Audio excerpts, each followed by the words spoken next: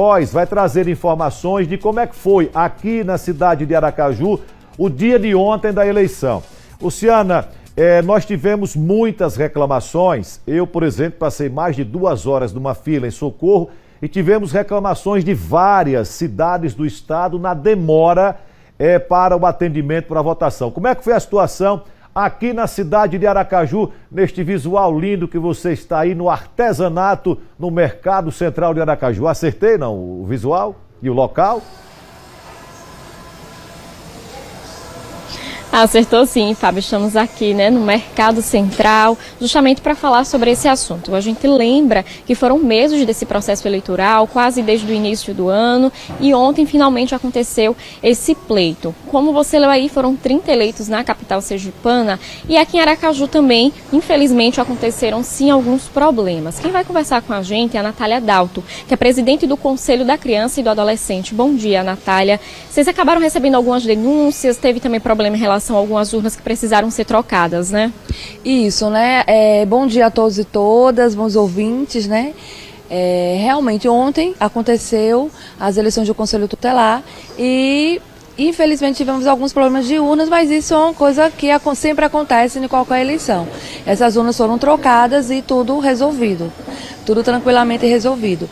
Em relação a denúncias, a gente sempre recebe, né? Todos os colégios eleitorais, a gente tem os nossos jurídicos que estão ali para receber, a Polícia Militar também estava, a Guarda Municipal nos dando apoio, e aquelas pessoas que quiseram tumultuar ou que estavam querendo indicar voto, a gente também fez o registro para apurar as denúncias. Em relação às filas, em Aracaju, teve registro de um tempo longo de espera ou foi mais tranquilo em relação a algumas outras cidades? Porque a gente acabou recebendo essas denúncias de alguns locais que as pessoas tiveram que esperar bastante para poder fazer seu voto.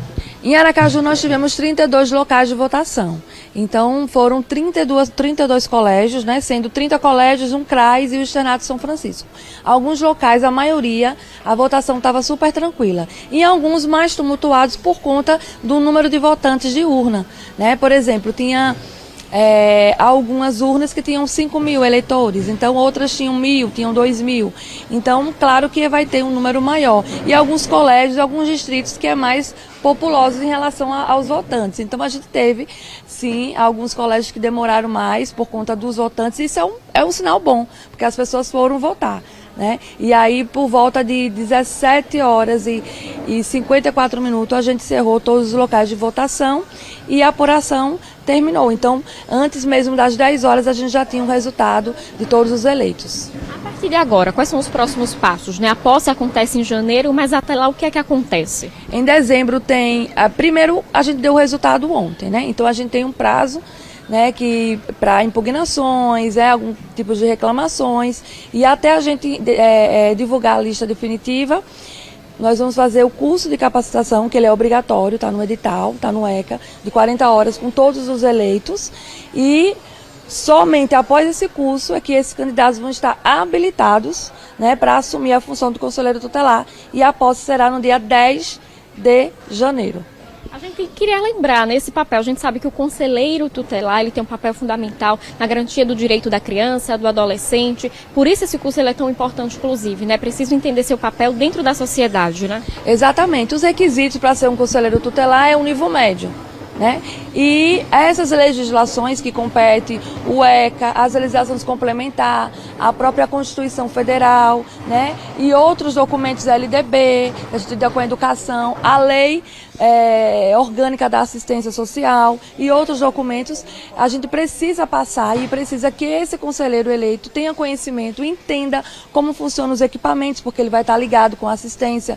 Então a gente tem aí os CREAS, os CRAs, os abrigos, né? As casas lares. Então tem toda uma estrutura que ele precisa entender como ele vai proceder quando ele estiver na ativa, porque ele entrou no conselho, assumiu, ele tem que exercer a função. E para exercer a função, ele precisa saber de alguns instrumentos. E é esses instrumentos que essa formação vai passar para esses conselheiros eleitos. Muito obrigada pela sua participação, Natália. Então é isso, né? 30 novos conselheiros tutelares aqui na capital sergipana, que a gente fica nessa expectativa, né, de atuação e defesa dos nossos menores. É com você, Fábio. Obrigado, Luciana. Obrigado a Natália pelas informações. Natália fez um balanço do que foi a eleição na cidade de Aracaju. Problemas também devido a filas, pessoas querendo comprar voto, fazer... O que foi o que mais teve? O que mais teve? Compra de voto, transporte de eleitor, foi o que mais teve em todas as cidades do estado de Sergipe. Em todas, sem nenhuma exceção.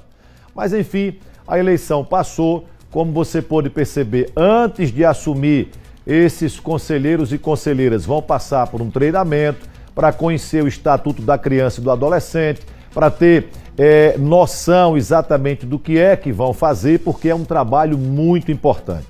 É um trabalho de fundamental importância e, mais uma vez, eu deixo aqui meu abraço a todos aqueles que foram eleitos no dia de ontem.